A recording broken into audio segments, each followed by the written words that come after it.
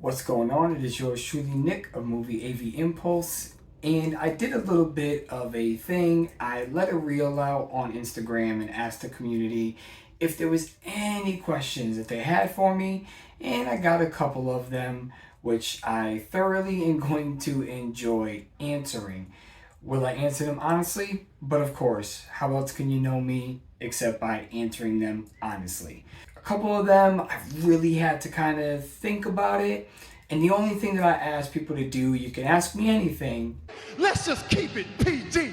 You know what's good. Before we get into it, tune in on Sunday as I have a segment that I'm trying to reboot. I did one episode and it really flopped because not a lot of people were into that particular cartoon and probably didn't even know what I was talking about when I mentioned the cartoon, but I know my boy Garrett did, so appreciate the shout out on the video. But I'm gonna reboot that series because I want to talk about just more than showing my collection.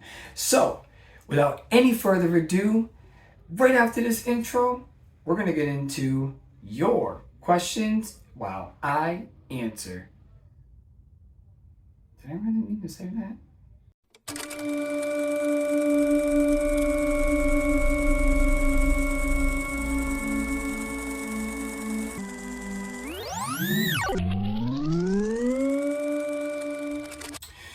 This first question comes from Nate over at Nateflix Review, and his question is, what truly made you want to start up a YouTube channel, and what is my ultimate end goal? Well, what made me want to start a YouTube channel was really my wife. I wanted to start a podcast. And, I didn't really want people to see my face or, kind of have to be like this boom and like always have big Nick energy. Thanks, Cody. And I was just kind of like thinking to myself, like, well, I guess it won't be too bad if I show my face and just talk about movies that I love, cartoons that I love, movies that I miss, movies I wish that they would come out on, Blu-ray or 4K. I'm really not in it for the money. Is it a nice thing if I did start making money off of YouTube? Of course it is. Anybody that tells you that they don't want to make money off of YouTube and yada, yada, yada, I'm sorry. I just think that. But as far as an end ultimate goal, is to just have like a channel that does different things, that is willing to take a risk whether it flops or succeeds. Because I'm not part of like a group or a cult or anything like that. What the fuck? Shut up! No! Oh, shit! Say it again! Say something else! Oh! Say something else! And no offense if you are, I'm just saying I feel like my popularity is going to take a lot longer to succeed. Not in with, the cult, the underground cult that lives on some, faraway land. So that's kind of like my ultimate goal, is just to be entertaining. I want to do more than just saying, look, I have Family Guy, I have Dexter, I have Fast and Furious 1 through 8. I want to be more. So I'm willing to take risks. Sometimes people like them and sometimes they don't. I took a huge risk on one of my segments and it worked out. And that seems to be like everybody's favorite. So that's my end goal, is to just be entertaining. This next question comes from Zilla Design Company.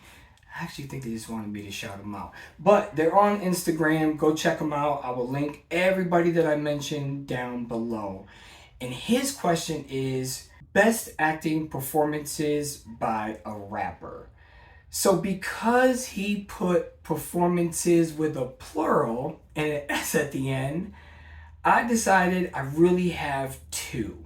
And when it comes to rappers, and no, it is not Jay-Z. Jay-Z can't act worth of nothing. I think Tupac, as far as an actor goes, was probably one of the most inspiring, hard-hitting, and believable. No matter what role you put Pac in, he was believable in that role. And that's kind of how I feel about the other rapper that I'm going to say, and people are going to be like, what? But he's been around for decades, And that's LL Cool J. I love LL Cool J's movies, especially Into Deep. That is probably one of my favorite ones. Now, this next question comes from one of my favorite dudes. I talk to him all the time on Instagram. He's super cool. And that's going to be Wayne, aka Pain in the Ass. And I know a lot of you probably don't know who that is. If you don't listen to rap music like that, you probably don't know who Pain is. But if you ever heard, especially back in the Rockefeller days, if you heard, okay, I'm reloaded. And nothing goes down unless I'm involved. No albums, no dope deals, no nothing. A concert goes on in the park, I want in. You guys got fat out there when we all starving on the street. That's my man. Just anything like to do with intros, that was Pain in the Ass. He is just like a funny ass dude, and I'm trying to get him to make me an intro, but it's not budging. Anyways, his question was, what is your all-time favorite scene from a movie that changed my life and perspective? And that one is pretty easy for me. There is the end of Kids. If you've never seen Kids, I'll be doing a review about it when I get the new 4K, not 4K, but the new Blu-ray set from Umbrella. I ordered the entire box set. Don't ask me how much it cost because it wasn't cheap. But Kids is such an inspiring movie. And right at the end is when that like clicked into my head, and it made me never want to share my woman or anything like that. It was just like a real wake-up call. So thanks for the question, Payne. This next one comes from Josh over there on YouTube. I will link his channel down below. He does some really great reviews, and he throws a lot of shorts up and everything like that. So go check him out. His question is, what's the craziest movie scene that I've seen? And that's kind of hard. So I'm going to put it to you like this. I will tell you the movie scene that shocked the shit out of me when I went to go see it in the theaters, because it was the last thing I was expecting. But when the guy stood up at the end of Saw and you realize the dead guy that's laying there doing absolutely nothing, not even moving an inch, is the whole reason why these guys are here, you know, the guys that they captured, that to me, everybody in the movie theater was just like, oh shit. Like, it was, the movie theater went crazy. And then especially when he slams the door shut, that to me was like probably like the most exciting one. This next one comes from my other dude, Cody, dude who loves movies. Now, if y'all don't know who he is, I'll link him down below as well. His channel is just absolutely hilarious. I love his videos. But his is a two-part question, and what is my dream job if I don't already have it? While I love being a truck driver, I really, and this is kind of hard because I am a TV and audio geek, hence the name movie AV, audio video impulse. So I would really love to head the design department of speakers, because for me, I am a horn loaded speaker guy. That's why I love clip speakers, because they are horn loaded. I feel like it just spreads the sound and it just sounds so much more spectacular. But there was a short while where I used to doodle in a notepad, and I swore I could work for B&W or Focal or Clips, or even back in the days, Fisher. That's an old school one for you old school heads that follow me. I really thought I could be a speaker designer, and I used to like draw these crazy looking towers, and I really thought that that was going to be like my job when I grew up, and I just never really pursued it because I kind of looked at it as, I don't think I can do it all the time. Like, I would probably come out with one timeless speaker in like design, and then for the rest of your life, and I'm sure a lot of designers go through this, the rest of your life you're just trying to chase that same design and you just can never do it. So that kind of is like the reason why I never got into it. And the second question that Cody had for me is, what are the negatives and the positives to having a YouTube channel? So I will give you the positives first. I've met a lot of great people, especially in our community that, we all associate with on Instagram. And I've met a lot of amazing people from YouTube, as far as like Andrew Robertson and, Ryan over at The Disconnected. The names go on and on. And then on Instagram, I've met a lot of people. For me, that's one of the positives, and I get to entertain you, and I don't have to pester my wife with, hey babe, I got this movie, I'm gonna do a review, check it out. So that's like one of the great things. I love to be entertaining. When I do a movie review, I sit there and I actually analyze and study the movie and look at, okay, this part was a little bit choppy, or this part was a little and I want to say that in the review, and I'll write down little quick notes, but everything that I do is right from the top of the head. So whatever I say in the review, I'll edit down afterward, but I just have notes. I don't have a script written out and all that stuff. So everything, once again, with all my videos, just come from the heart. The negative part is really where people judge you instantly. Like, it's not even a second guess. The second you put out a video, the first thing you start thinking about is, are people gonna like it? Are people gonna hate it? I can't wait to see the smart ass comment that somebody's gonna say. And the other negative part is, a lot of people feel like this is a competition. I don't treat this like a competition.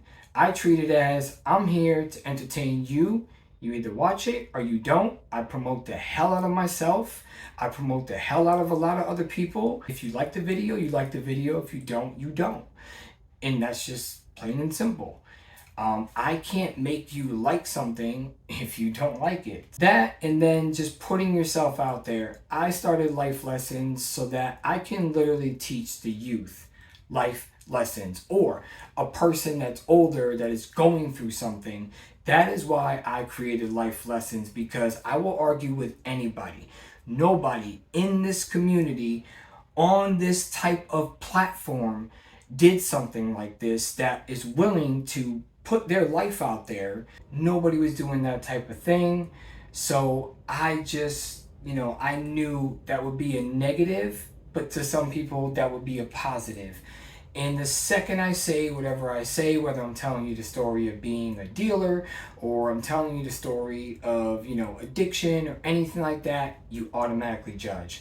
And that's what you do. That's what happens. You put yourself out there and people are going to judge, and whether they like it or not, hey, as long as they're watching and maybe they can pass that video on to somebody else and help them, I think I did my job. And I think,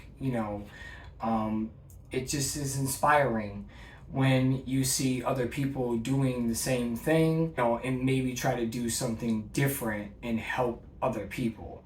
So that's kind of like my whole negative aspect behind it. This next question comes from Collector's Questions, which is ran by 4K King, and his question is, have I seen The Flash?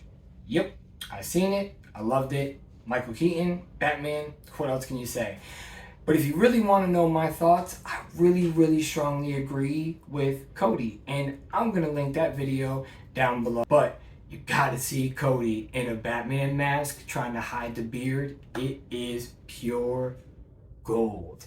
So, anyways, like I said, I'll link that video down below. Make sure you go check it out. But yes, I did see The Flash. Yes, I already have it pre-ordered. And yes, I will be bringing you a full review on the 4K whenever I get it, whenever it comes out. And no, I didn't order that ugly steel book. I'm sorry. I think that Flash steel book is just lazy. it's as lazy as the Disney ones that they came out with. So you won't see no steelbook here.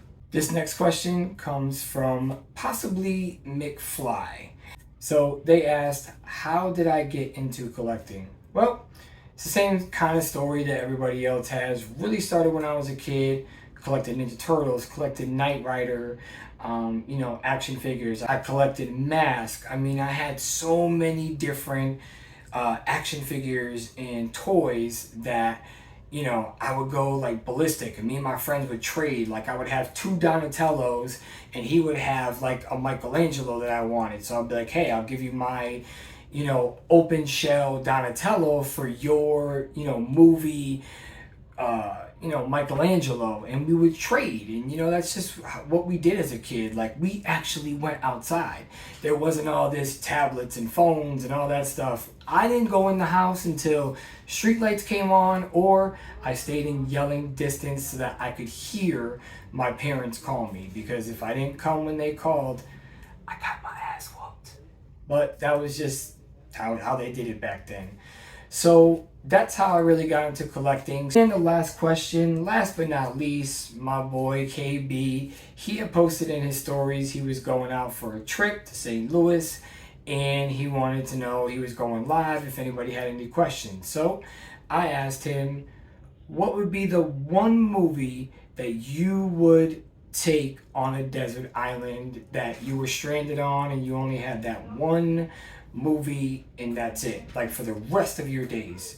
And they all answered. So then he messaged me this morning and he flipped it on me and said, hey, what is the one movie you would take on a desert island?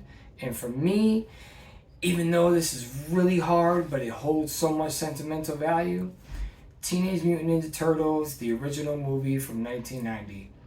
I'm sorry, but that would be my number one choice to watch for the rest of my life. I know what you're going to say. Oh my God, you didn't pick Godfather. You didn't pick Goodfellas. They don't have sentimental value to me. So to me, that Ninja Turtles will just always be the one I go to. But Sunday, I will be resurrecting a segment, like I said in the intro, and I hope you tune in, and I'll give you a little clue, and I'm about to embarrass myself, but Power Extreme! Yeah, if you know the cartoon, then you know the segment I'm going to do. The other one didn't click, but hopefully this one will. So, I will see you on Sunday. Hit that like. Peace.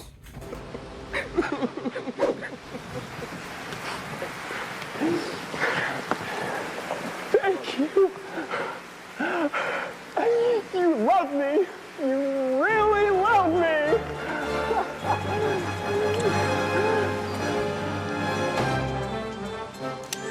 You're not going anywhere.